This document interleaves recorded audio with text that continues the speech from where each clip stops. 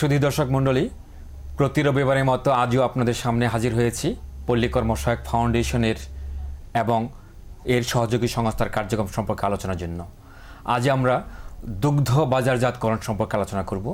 এই সম্পর্কে আলোচনার জন্য আমাদের সাথে উপস্থিত রয়েছে জনাব আলমগীর হোসেন, নির্বাহী পরিচালক, গ্রাম উন্নয়ন কর্ম, বগুড়া, এবং জনাব নুরুল আমিন, নির্বাহী পরিচালক, জাকোস ফাউন্ডেশন, জয়পুরহাট।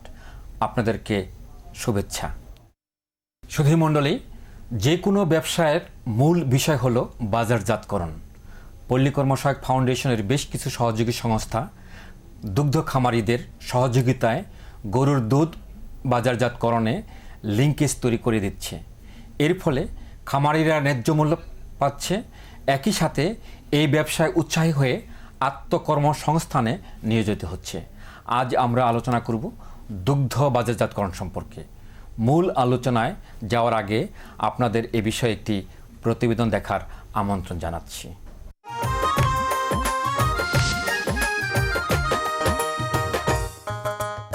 দুগ্ধজাত পণ্য রসনা বিলাসী বাঙালির খাবারের তালিকায় উল্লেখযোগ্য স্থান দখল করে আছে। আর আমাদের চাহিদার সবটুকু দুধ উৎপাদনকারী হলো প্রান্তিক কৃষক, যারা নিজ বাড়িতে গরু পালন করে দুধ উৎপাদন করে। কেউ কেউ আবার খামার করেও দুধ উৎপাদন করে থাকে। শহর বা শহরতলির দুধ উৎপাদনকারীরা ন্যায্য মূল্যে দুধ বিক্রি করতে পারলেও গ্রামের কৃষকরা তা পারে না। সঠিক দামের অভাবে এবং বাজারজাতকরণ না করতে পারে তারা দুধ উৎপাদনের খরচও তুলতে পারে না, ফলে তারা আর্থিকভাবে ক্ষতিগ্রস্ত হচ্ছে। কৃষকদের উৎপাদিত দুধের ন্যায্য মূল্য প্রাপ্তিতে পিকেএসএফ তাদের সহযোগী সংস্থার মাধ্যমে বেশ কিছু কার্যক্রম বাস্তবায়ন করে চলেছে। এমনই একটি কার্যক্রম বাস্তবায়িত হচ্ছে জয়পুরহাটের 5বিবি থানায়। পিকেএসএফ এর সহযোগী সংস্থা তাদের সদস্যদের উৎপাদিত দুধ বাজারজাতকরণের লক্ষ্যে রাজধানীর প্রসিদ্ধ দুগ্ধজাত পণ্য বিক্রেতা জয়পুর সুইটসের সহযোগিতায় দুধ সংগ্রহ ও প্রক্রিয়াজাতকরণ কেন্দ্র গড়ে তুলেছে।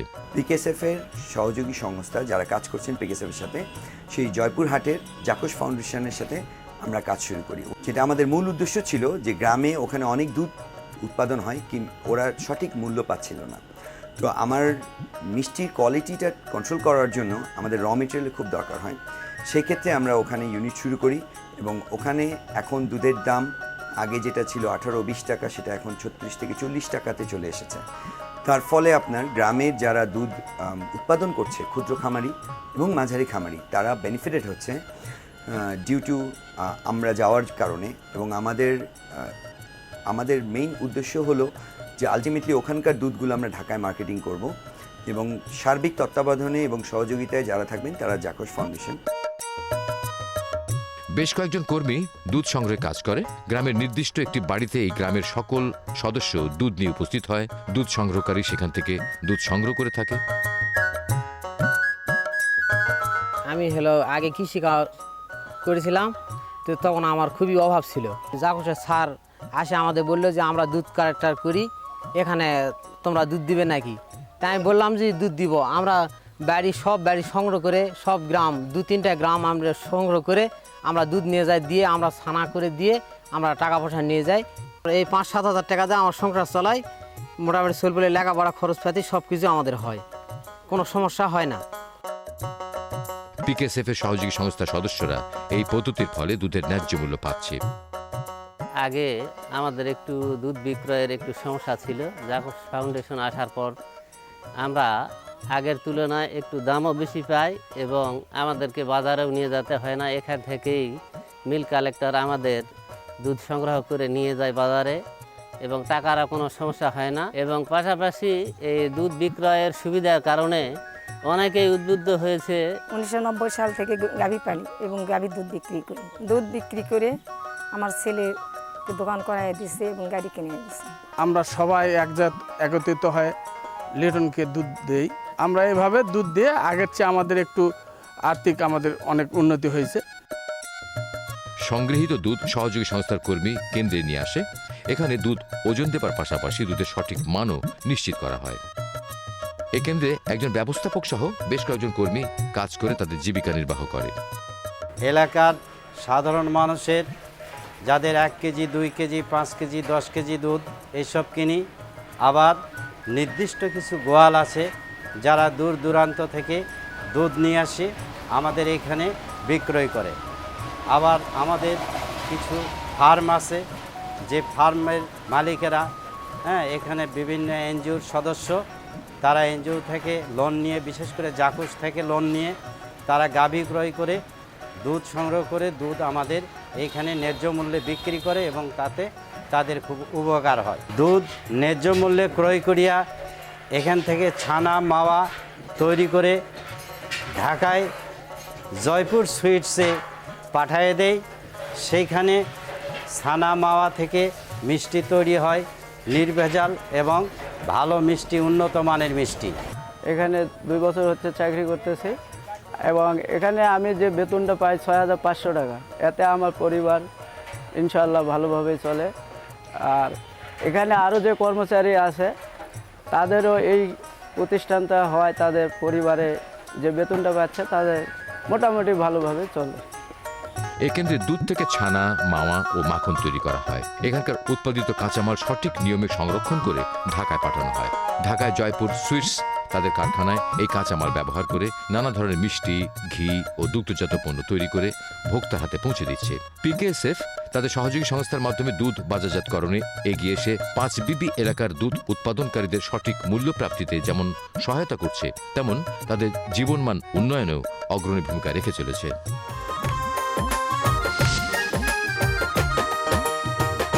শুধু দর্শক মণ্ডলী, প্রতিবেদনটি দেখার জন্য ধন্যবাদ। আমরা এবার আলোচনা করব।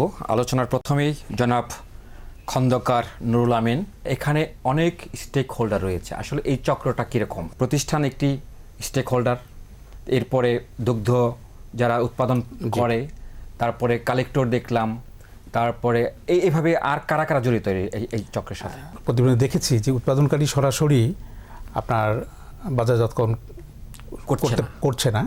এখানে আমরা এই গ্রাম আমাদের যে সদস্য আছে তাদের মধ্যে একজনকে কালেক্টর নির্বাচন করেছি আমরা।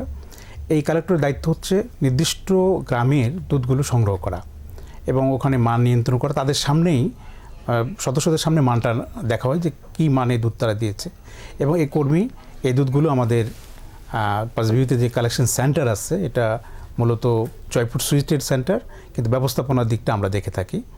তো এখানে আমাদের মূল হচ্ছে কালেক্টর, উৎপাদনকারী, জাকস ফাউন্ডেশন এবং জয়পুর সুইটস। কালেক্টর কেন কালেক্ট করছে? তাকে কি বেতন দেওয়া হচ্ছে, নাকি সে বর্ধিত মূল্যে দুধটা বিক্রি করছে জয়পুর সুইটসের কাছে? 5BB থেকে 15-20 কিলোমিটার দূরের যেই গ্রাম, সেখান থেকে একজন কৃষক 2 কেজি 5 কেজি দুধ এনে তার পরিবহন খরচতে পোষাবে না। সেজন্য আমাদের দুধের দর নির্ধারিত আছে যে সংগ্রাহক সে বর্ধিত 2 টাকা মূল্য সে পাবে। এটা তার জন্য বাধা যে প্রতি লিটারে সে 2 টাকা পাবে কালেক্টর, সুতরাং সে যত পরিমাণ কালেক্ট করবে তার উপর 2 টাকা পাবে। এটাই হচ্ছে তার লাভ, এই জন্য সে এই কাজটা করছে।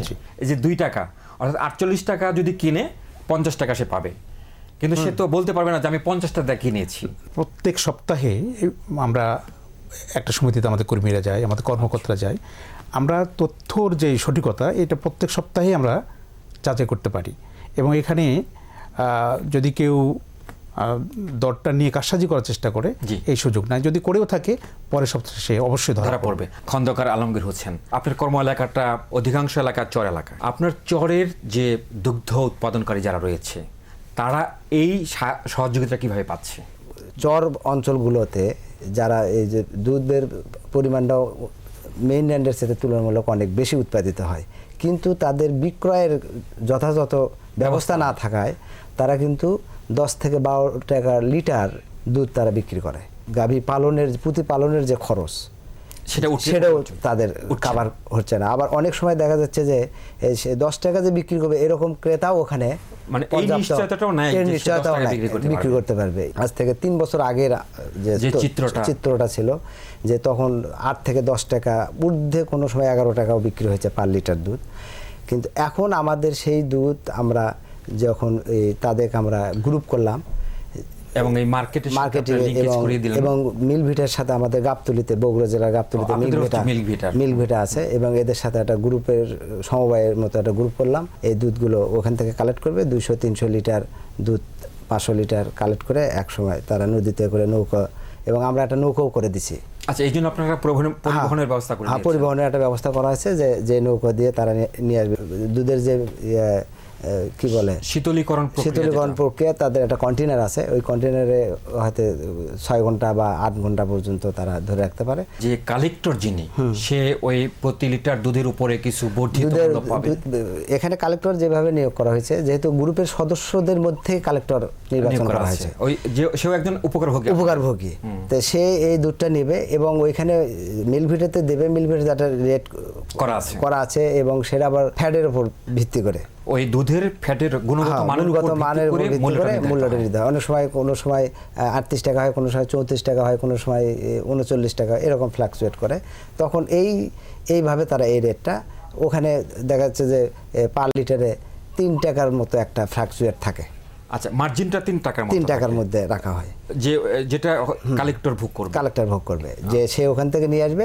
এবং এটা কি পালাক্রমে এই কালেক্টর ওই আপনার যে সমিতির সদস্য আছে তাদের মধ্যে থেকে পালাক্রমে 1 মাস পর পর এটাকে চেঞ্জ, 1 মাস পর চেঞ্জ হয়। চরাঞ্চলে যে খামারি আছে তাদের স্টেবল করা, তাদের মূল্যটা স্টেবল করা। এবং এক সময় তো দেখা যাবে যে যদি তারা এই সহযোগিতা আপনারা প্রদান না করেন, তাহলে এই দুধ উৎপাদনে তাদের যে ইন্টারেস্ট সেটা হারিয়ে ফেলবে। এখানে গাভী নির্বাচনে ট্র্যাডিশনাল পদ্ধতিতে যে গরুগুলো পাওয়া যায় আর কি, তাদের উৎপাদনশীলতা অনেক কম। গাভী নির্বাচন যদি ভুল হয় তাহলে কিন্তু সেই দুধ আমরা যেটা অভিজ্ঞতা আমরা দেখেছি যে আমাদের দেশি গরুর দুধ 1 থেকে 1.5 লিটার হয়, কিন্তু যদি আমরা ক্রস ব্রিডের গরু যদি আমরা নির্বাচন উন্নত জাতের, তাহলে সেই গাভীর বাচ্চাটাও বাজারের তুলনায় বিক্রিতে লাভবান হবে এবং দুধও 10 থেকে 12 লিটার মিনিমাম হবে। যেহেতু দেশি এবং এই ক্রস ব্রিডের গরুর মানে ইয়ারিং কস্টটা কিন্তু সেম, কিন্তু দুধের উৎপাদনের কমের কারণে তারা কিন্তু ক্ষতিগ্রস্ত হয়, তখন আর গরু পালতে তারা চায় না।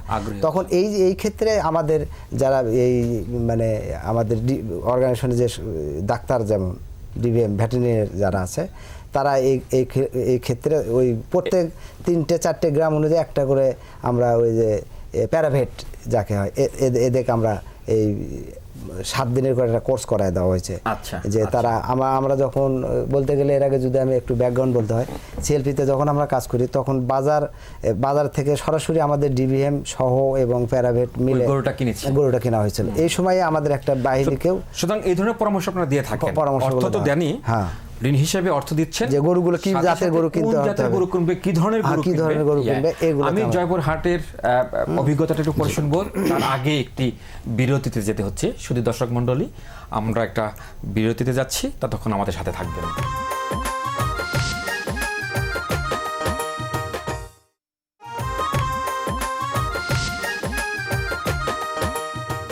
শুধু দর্শক মণ্ডলী, এতক্ষণ আমাদের সাথে থাকার জন্য ধন্যবাদ।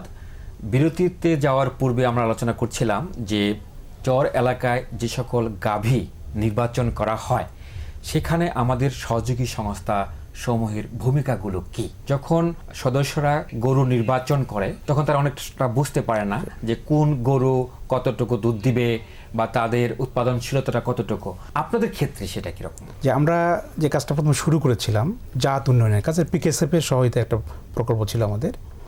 তো গরুর জাত উন্নয়ন, এটাকে আর্টিফিশিয়াল ইনসেমিনেশন বলা হয়। তো আমরা যখন কাজ শুরু করি তখন মাত্র 15 থেকে 17% আমাদের ওই এলাকাতে উন্নত ক্রস ব্রিড ছিল, এবং এখন আমরা 5 বছর পর বলতে পারি যে প্রায় 70% আমরা এটা উন্নত গাভী রয়েছে।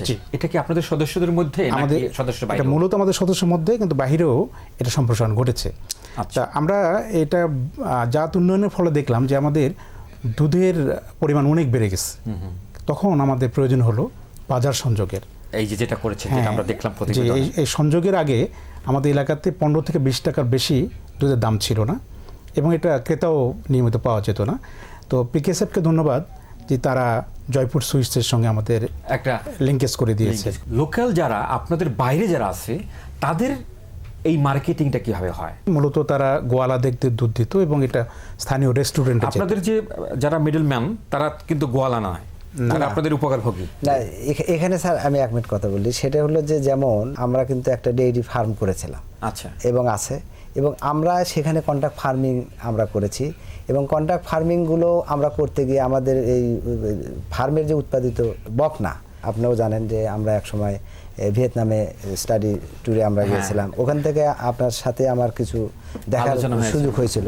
ওইখানে আমি যেটা দেখেছিলাম, ওখান থেকে ওই শিক্ষাটা নিয়ে এখানে আমরা একটা ফার্ম করলাম। এখানে বাংলাদেশের সবচেয়ে বড় যে সমস্যাটা, লো কোয়ালিটি ব্রিড, যেটা মানে ক্রস ব্রিড হইতে হইতে এমন পর্যায়ে মার্কেটে যে সমস্ত আমরা বকনা বা গাভী পেয়ে থাকি, এত কম মানে দুধ তারা দেয়, এবং দেখা যাচ্ছে যে বেনিফিশিয়ারি লেভেলে তারা এগুলো নিলে দেখা যাচ্ছে কয় সার এই গরু তো তাদের ক্ষতি হচ্ছে, যে আমার কষ্ট এত বাড়া যাচ্ছে। ব্রিড একটা সাংঘাতিক ব্রিড বিষয় একটা বড়। তো এখানে আমরা আমাদের উৎপাদিত ফার্ম থেকে আমরা যে ব্রিডটা আমরা কন্ট্রাক্ট ফার্মিংয়ে দিয়েছি, এবং এখানে কিন্তু বাংলাদেশে যে সমস্যাটা, যে কোনো ব্রিডের কিন্তু আপনার জেনেটিক ইনফরমেশন নাই। উপকার ভোগীদেরকে যদি ভালো জাতের গরু সরবরাহ করতে পারেন, তাহলে তারা ভালো উৎসাহিত হবে এবং ভালো রিটার্ন পাবে। এই দিনকে সামনে রেখেই কাজ কিন্তু স্যার, ভালো জাতটা কিভাবে তারা আইডেন্টিফাই করবে? জি, এটাই তো বড় বড়। কিন্তু তার জন্য তো আপনাদের কর্মী বাহিনী রয়েছে। কর্মী বাহিনী। এখন প্রশ্ন হলো যে এই ভালো জাতের মার্কেটই তো ভালো জাতের ব্রিডের, এখন আমাদের যে জেনেটিক ইনফরমেশন এই দেশে কিন্তু নাই। যেমন আমি উদাহরণ দেব, আমাদের যে সমস্ত ফার্ম থেকে যে সমস্ত হিপার আমরা কন্ট্রাক্ট ফার্মিংয়ে দিয়েছি, এবং এখান থেকে আমরা বলতে পারতেছি যে এই হিপারের দুধ কত, 16 কেজি দুধ হবে, 16 কেজি দুধ 26 হবে, কেজি দুধ হবে, 26 কেজি দুধ হবে। আমি কিন্তু এখান থেকে বলতে কিন্তু পারতেছি। বাজার থেকে যেটা আমরা বাজার থেকে এটা কিন্তু আমি বলতে পারতেছি না, এটা কিন্তু আমি বলতে পারতেছি এটা কিন্তু না। একটা ভালো উদ্যোগ যে আপনারা যাদের সাথে আপনি কাজ করছেন তাদের দারিদ্র্য বিমোচনের জন্য কাজ করছেন, এবং আমি আশা করছি জাগোস ফাউন্ডেশন ভবিষ্যতে এই কাজটায় হাত দিবে। আমি যেটা জানতে চাচ্ছি সেটা হচ্ছে বাংলাদেশে খামারিদের আসলে গড়ে কতগুলো গরু তারা প্রতিপালন করে? ভালো জাতের হয় তাহলে 4টা গাভী একটা পরিবারকে। বাংলাদেশের এভারেজ হচ্ছে 3.5টা। জি। এই যে দুগ্ধজাতকরণ, যে এই যে প্রক্রিয়া বললাম, দ্রব্য বললাম, পণ্য সামগ্রী বললাম, এর সাথে আসলে কত লোক জড়িত? এই প্রক্রিয়াতে মূলত ভূমিকা রাখে উৎপাদনকারী, এবং এদের সংখ্যা প্রায় 750। 750 জি। দুগ্ধ খামারি রয়েছে, এবং তারপরে কালেক্টর আছে। কালেক্টর আছে আমাদের 15 জন, এবং আমাদের এই কর্মসূচিটা দেখার জন্য একজন আপনার ডিভিএম রয়েছে, পশু চিকিৎসক, প্রাণী চিকিৎসক, এবং 3 জন প্রাইভেট রয়েছে।